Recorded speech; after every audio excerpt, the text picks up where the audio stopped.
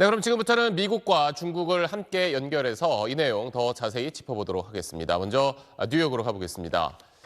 자, 김범주 특파원, 트럼프가 상호 관세를 유예한 게 증시 때문이 아니라 미국 국채 때문이라던데 이건 무슨 의미인 겁니까?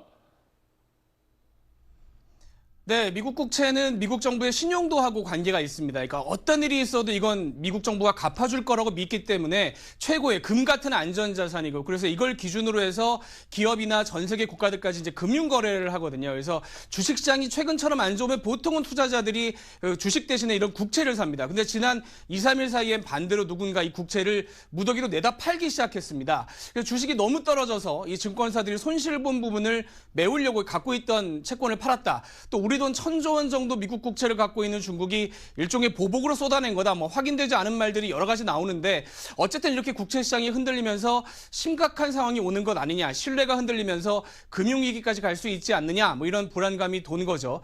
트럼프 대통령이 자금을 끌어들여서 부동산 사업을 하던, 그래서 이런 구조를 잘 아는 사람이어서 이런 좀 우려를 받아들여서 유예를 결정했다, 이런 해석이 나옵니다. 알겠습니다. 이번에는 중국 이야기도 좀 들어보겠습니다. 자, 베이징 정영태 특파원, 미국과 중국이 보복에 보복을 이어가면서 좀 두 나라의 갈등이 전면전으로 번지는 양상입니다.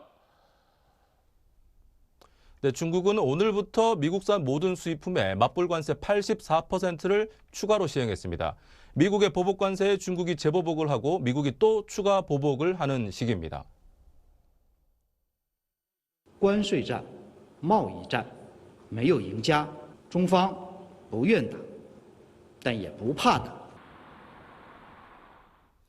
트럼프 대통령이 오늘 새벽 대중국 관세를 기존 104%에서 125%로 다시 높였는데, 여기에 대한 관세 대응 조치는 아직 나오지 않았지만 조금 전 미국 영화 수입 편수를 줄이겠다는 발표를 내놨습니다.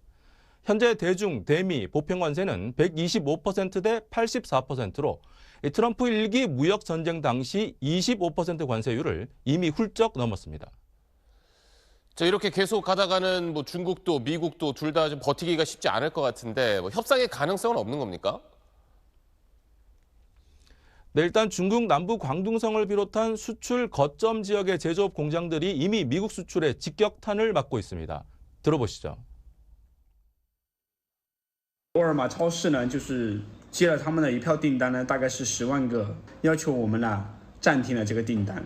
如果我们暂停生产，那么我们工人就会失业，比疫情的时候还举足无措。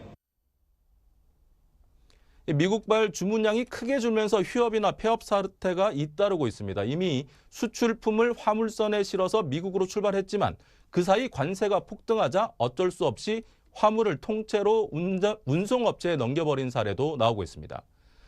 이 트럼프 1기 때에 비해서 중국의 대미 수출 비중이 줄었다지만 중국의 경제 성장률도 많이 떨어진 만큼 충돌 장기화는 큰 부담인데요. 강대강 조치를 취하면서도 중국 정부는 대화의 문은 열려 있다고 거듭 밝혔습니다.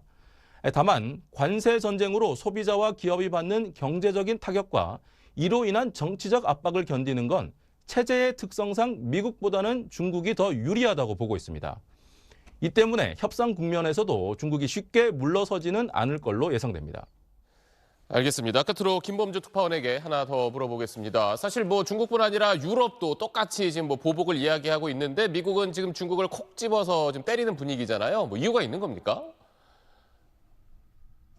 네, 이번에 결국은 주요 목표가 중국이다, 이거를 확인한 거라고 볼 수 있겠습니다. 트럼프 대통령의 기본적인 생각은 이런 겁니다. 중국이 그동안 미국 기술을 훔치고 속임수를 여러 가지 써서 무역 흑자를 냈고 그 돈으로 미국 채권을 사서 이자까지 챙겨간다. 그러니까 반대로 미국 입장에서 보면 중국에서 달러 빚내서 중국 물건을 계속 사고, 그러니까 가면 갈수록 더 가난해지는 구조인데 이번에 벗어나야 된다는 거죠. 그래서 중국을 우선적으로 때려서 미국 기업이나 다른 나라들한테도 중국하고 손을 끊어라, 미국하고 사업하고 싶으면 중국에서 나와라, 이런 입장으로 읽힙니다. 그래서 협상을 하겠습니다마는 트럼프 대통령이 원하는 양보를 얻어낼 때까지는 한동안 중국의 좀 강경한 입장을 유지할 걸로 보입니다.